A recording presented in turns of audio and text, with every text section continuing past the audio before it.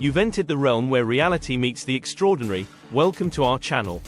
In the shadowy underworld of drug trafficking, where power is measured in fear and fortunes are built on human misery, one name has loomed larger than most: Ismael El Mayo Zambada Garcia. El Mayo, the drug lord whose untouchable reputation is over.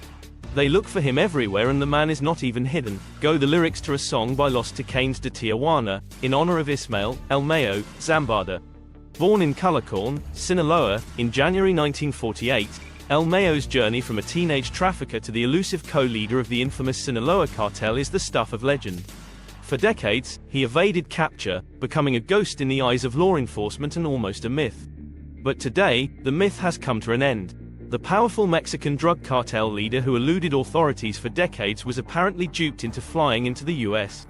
El Mayo Zambada, 76, was reportedly arrested alongside a son of Joaquín, El Chapo, Guzmán by the U.S. Drug Enforcement Administration at an airport in El Paso, Texas. It's reported that El Chapo's son, Joaquín Lopez, flipped for the FBI and tricked Sinaloa Cartel co-founder, El Mayo Zambada, into boarding a plane to the U.S., blaming him for the capture of his father. Little is known about the elusive Ismael El Mayo Zambada. This image was taken on Thursday by the BBC's US partner CBS. Zambada's rise to power, from trafficker to leader. After a short stint as a furniture deliveryman on the streets of Calacón, El Mayo's criminal career began in the 1970s.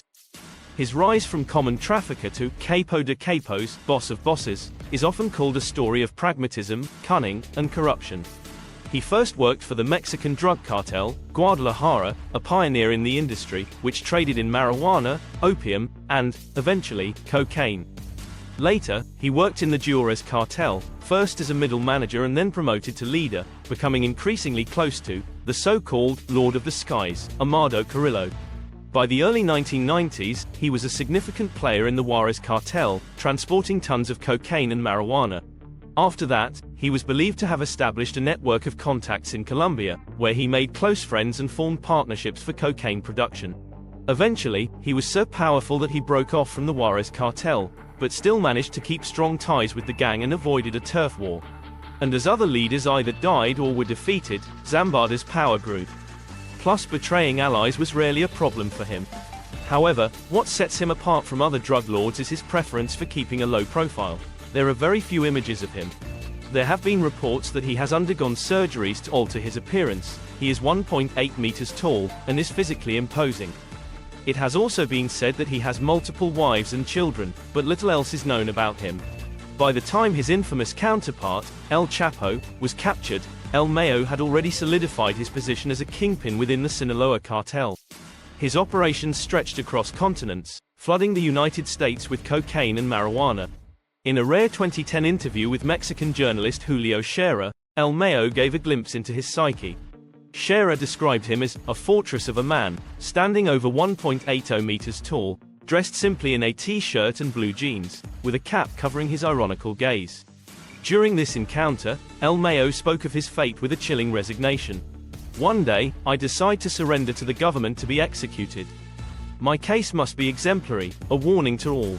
They execute me, and euphoria erupts. But after a few days, we come to realize that nothing has changed."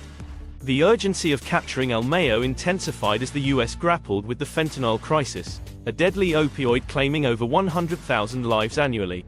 Federal prosecutors accused him of manufacturing and distributing this potent drug, turning the hunt for El Mayo into a race against time. El Mayo's reach extended beyond himself. His son, Vicente Zambada Niebla, known as Vicentilo, was arrested in 2009 and later cooperated with authorities, providing crucial testimony against El Chapo Guzmán. Despite his cooperation, Vicente's sentence highlighted the relentless pursuit of justice. And now, on July 25, 2024, El Mayo Zambada's capture marks a pivotal moment in the battle against drug trafficking. His legendary status, built on evasion and secrecy, has finally met its end. Yet, as he himself predicted, the struggle continues. The capture of a kingpin, while symbolic, is just one chapter in a long, ongoing war. The cycle of power and corruption remains, a stark reminder of the complexities in the fight against the narcotics trade. What's the relationship between El Chapo and El Mayo?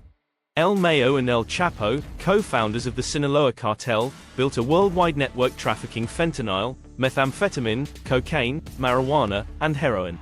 Despite El Chapo's extradition to the United States in 2017, where he is now serving a life sentence in a maximum security prison, El Mayo continued to run the cartel from Mexico. Their partnership, forged in the fires of the drug trade, was instrumental in the cartel's rise to power. Is El Chapo still alive? Yes, Joaquín Loera Guzmán, aka El Chapo, was extradited to the United States in 2017 and is serving a life sentence in a maximum security prison.